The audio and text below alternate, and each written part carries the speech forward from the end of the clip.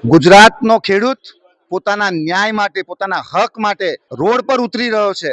એટલે આજે અમે કાળો દિવસ મનાવી રહ્યા છે, કારણ કે જે રીતે બોટાદની અંદર કડદા પ્રથા ચાલતી રહી હતી, કડદા પ્રથાની અંદર તમે જુઓ કે કડદા પ્રથા એટલે ખેડૂતોનું શોષણ થતું હતું. એ માટે એપીએમસી બોટાદ ખાતે એક મહાપંચાયતનું, કિસાન મહાપંચાયતનું આયોજન કરવામાં આવ્યું હતું, પરંતુ પોલીસે ચારે બાજુ પોલીસ છાવણી કરી દીધી અને ક્યાંક ને ક્યાંક આ મહાપંચાયતને નિષ્ફળ બનાવવાનો પ્રયત્ન કર્યો. ત્યારે હળવદ ગામના કેટલાક ખેડૂતો ભેગા થઈને પોતાના ન્યાય માટેની માંગણીની વિચારણા કરી હતા. શાંતિપૂર્ણ રીતે ચાલી રહ્યું હતું. ત્યારે ક્યાંક ને ક્યાંક ભારતીય જનતા પાર્ટીના 5-25 અંદર એવા અસામાજિક તત્વો, બુટલેગરો આવી અને આ માહોલને દોડવાનો પ્રયત્ન કર્યો, આ મહાપંચાયતને ક્યાંક ને ક્યાંક નિષ્ફળ બનાવવાનો પ્રયત્ન કર્યો છે. ત્યારે તમે જુઓ કે પોલીસે ચારે બાજુ પોલીસ છાવણીની અંદર આજે હળવદ ગામને લઈ લીધું છે અને જે ખેડૂતો છે એ ખેડૂતોને, ઘરની અંદર રહેલા નિર્દોષ ખેડૂતોને લઈ અને જે મારવામાં આવી રહ્યો હતો એનો આજે અમે વિરોધ કરી અને કાળી પટ્ટી બાંધીને વિરોધ કરી રહ્યા છે.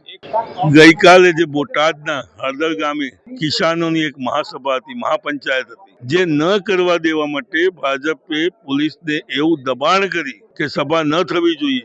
આપણે જોઈ રહ્યા છીએ કે ભારતીય જનતા પાર્ટી હવે નિષ્ફળ છે. ભારતીય જનતા પાર્ટીએ સત્તામાંથી ખરેખર આજની તારીખે રાજીનામું આપવું જોઈએ, કારણ કે તે હવે બૌખલાઈ ચૂકી છે. તેની પાસે કોઈ પણ રસ્તો નથી. તેને પોતાની હાર આંખે દેખાઈ આવી છે. તેના કારણે આ બધા કૃત્યો કરી રહી છે.